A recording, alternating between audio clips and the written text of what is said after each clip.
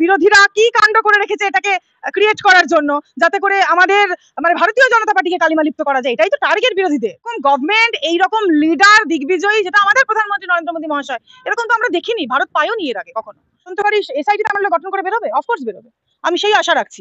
আমি আমার সরকার বিরোধী তো কোনো কথা বলবো না। ভারত সরকারের সঙ্গে যারা ন্যাক্কারজনক কাজ করার চেষ্টা করবে, সন্ত্রাসী হামলা করার চেষ্টা করবে, সেটা আমি বিরোধিতা করবো। আর সেটার জন্য আমার ভারত সরকারকে দাগিয়ে দিলে আমি সেটাও মানতে পারি না। দেন তিনি অপারেশন সিন্দুর সাকসেসফুল করেছেন, কোন সরকার পেরেছে? কংগ্রেস কি করেছে? সাবরমতী এক্সপ্রেস যেটা ঘটেছে, যে ইনসিডেন্টটা, মুম্বাই ব্লাস্ট যেগুলো ঘটেছে, আরো প্রভৃতি এক্সেট্রা অনেক ঘটনা। তো এই ক্ষেত্রে দাঁড়িয়ে বললাম তো, আমাদের প্রধানমন্ত্রী নরেন্দ্র মোদী দিগ্বিজয়ী যিনি প্রধানমন্ত্রী, ওনার উপরে কোনো তুলনাই চলে।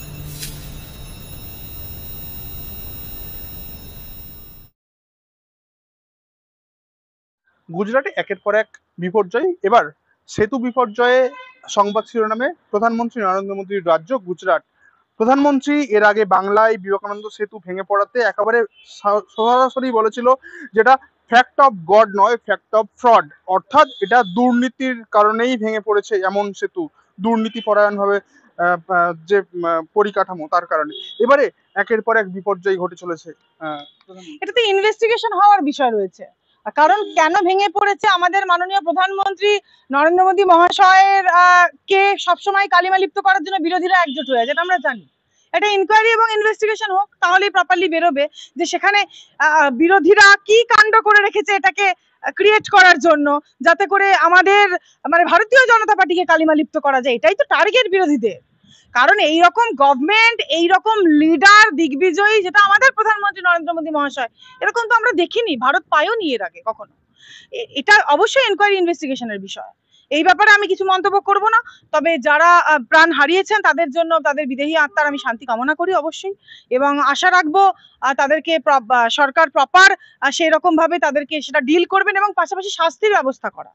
যারা এইরকম একটা প্রাকৃতিক দুর্জয় নাকি এটা কোনো কোনো একটা ক্রিয়েটেড কিছু জিনিস, সেটা আমাদের দেখার তো বিষয় অবশ্যই রয়েছে। তার জন্য কি তদন্ত করে বেরোনো সব? কেন বেরোবে না? অফকোর্স আমাদের তদন্তকারী এসআইটি আমলে গঠন করে বেরোবে, অফকোর্স বেরোবে, আমি সেই আশা রাখছি।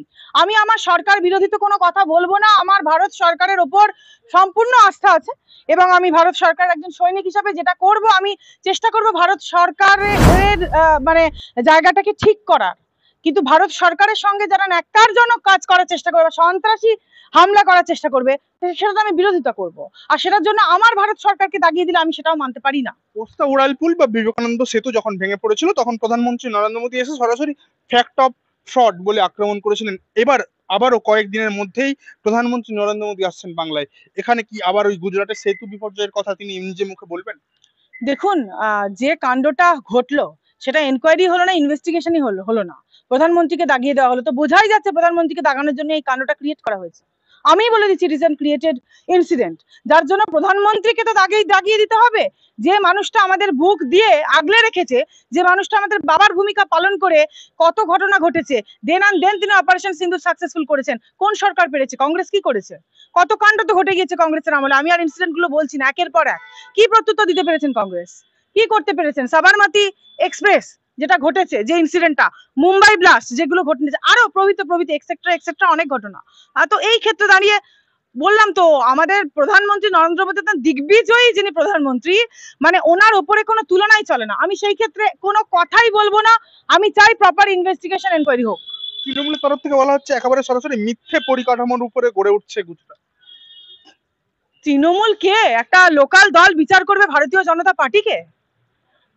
আর কিছু বলার নেই, এটা হতে পারে না।